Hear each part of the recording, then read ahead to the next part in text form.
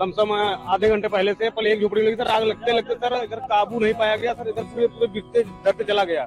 काफी लोग इधर हमारे साहब लोग आए, फायर ब्रिगेड वाला आए, कई लोग सब लोग मिल के बुझाए और काफी अलग अलग बुझाए। यहाँ पे सर 2-3 तो सिलेंडर ज्यादा ब्लास्टिंग बहुत तेजी से हुई है। अभी भी क्या सर अभी तो सर आग पे काबू पाया गया है। नहीं सर ऐसा सर कोई सुनने में नहीं आया, सब हम लोग कभी देख रहे हैं, ऐसा कोई मैटर नहीं हुआ है। यहाँ पर मोरी रोड पर दोनों पुल के समीप गीता प्रेस का एक कैंप लगा हुआ था। यहाँ पर पूस की झोपड़ियाँ बनाई गई थी इन लोगों द्वारा। ये ट्रेडिशनली पूस की झोपड़ियाँ बना के रहते हैं और दुर्भाग्यवश यहाँ पर ये आग लग गई थी। इसमें करीब 70 से 80 पूस की झोपड़ियाँ और 7-8 टेंट के जलने की सूचना है और कोई भी हताहत नहीं, सबको समय से निकाल लिया गया और आग बुझा के काबू पा लिया गया। ये गीता प्रेस के टेंट्स पे कुछ पे आग लगी है, अखाड़े में आग नहीं लगी है और कोई जनहानि इसमें नहीं हुई है। There is no loss of life और हमारी रेस्क्यू टीम्स जो हैं वो लगी हुई हैं। कितनी आग है, कहाँ पे लगी है, ये सारी चीज़ अभी पता कराई जा रही है, सर्वे इसका कराया जा रहा है कितने टेंट्स में लगी है। लेकिन मैं आप लोगों को ये बता रहा हूँ कि पैनिक कोई ना करे, सही चीज लोगों में प्रसारित हो। इसमें कोई जनहानि रिपोर्टेड नहीं है और आग कंट्रोल में है। सर कारण क्या था आग लगने का? अब ये सारी डिटेल तो जांच का विषय है। अभी पहला जो हम लोगों का एम है वो आग पहले काबू पा ली जाए, उसके बाद उसका अवलोकन करेंगे। टेंट इससे प्रभावित हुई है क्या? ये सारी चीजें बाद में हम पता करेंगे। अभी केवल यही है, हम लोगों के यूपी पुलिस के करीब 12 से 15 जो फायर ब्रिगेड थी वो मौके पे पहुंची और उन्होंने आग पे काबू पा लिया है और अभी तक कोई जनहानि रिपोर्टेड नहीं है। टेंट्स जले हैं, कुछ सामान जला है, वो हम आपको सर्वे करके बता देंगे। जो हमारे एनडीआरएफ के दस्ते थे और अग्निशमन दस्ते थे, उन्होंने आपस में मिलके बहुत अच्छा काम किया और आग को बहुत ही कम से कम समय में अपनी कार्रवाई करके आग पर काबू पाया। हमारे जो दस्ते थे उन्होंने रास्ता बनाया, जहां पर आपने देखा टीन की जो शीट्स थी उनको काटा, उनको हटाया, क्योंकि हमारे पास इस तरीके के इक्विपमेंट्स वगैरह होते हैं कि रास्ते में कहीं ऐसे लकड़ी है, कोई बल्ली है, प्लाई है, तो उसको तुरंत काट कर रास्ता बनाया जिससे कि जो गाड़ियां हैं वो तुरंत अपनी पानी की बौछार या जो उनके पास अन्य सामग्री है वो जल्दी से जल्दी वहां पहुंचाकर अपनी कार्रवाई कर सके।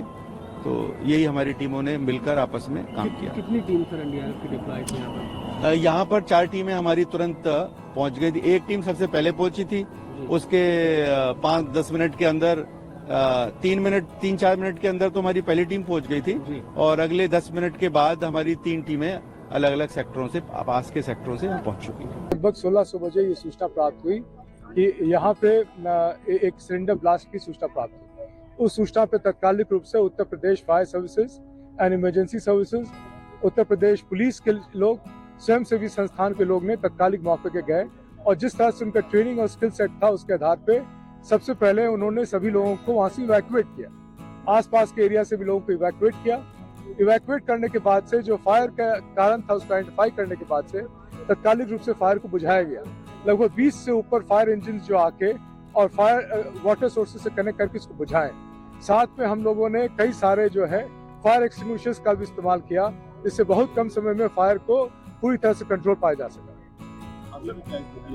अभी फायर पे पूरी तरह से कंट्रोल पा चुके हैं। अब सिर्फ हम लोग जो है क्वांटिफाई कर रहे हैं क्या लॉसेज हैं और उसके बाद रिलीफ के लिए और रीसेटलमेंट की तैयारी कर रहे हैं। सिलेंडर बर्स्ट करने का कारण था। अभी तक से कोई सूचना नहीं किसी का हताहत। 6 सिलेंडर ब्लास्ट बताया अभी तक से हमें 2 बताया गया है, लेकिन पड़ताल हो जाएगी तो आपको एग्जैक्ट फिगर बता पाएंगे।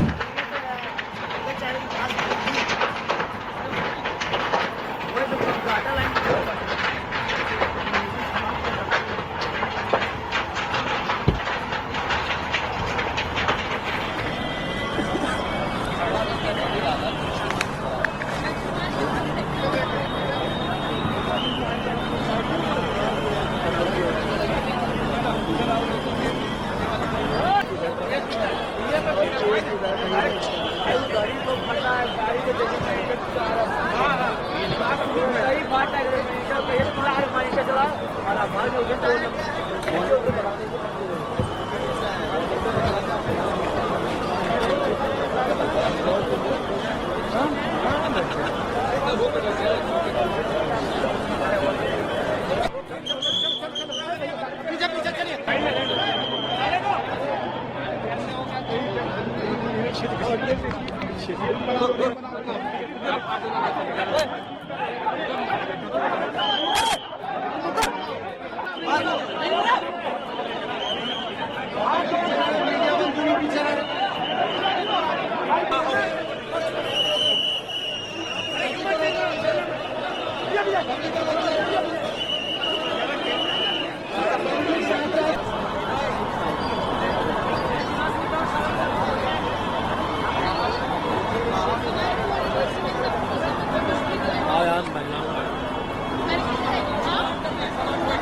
भाई इनका सामान इसमें कम करना है। हमने जब आग लगी हमने 3 टैंकर भर चुके थे। 2 सिलेंडर तो हमने निकाल चुके थे। 3 टैंकर चले 11 बोरा 7 कनेक्शन बंद करो। चलो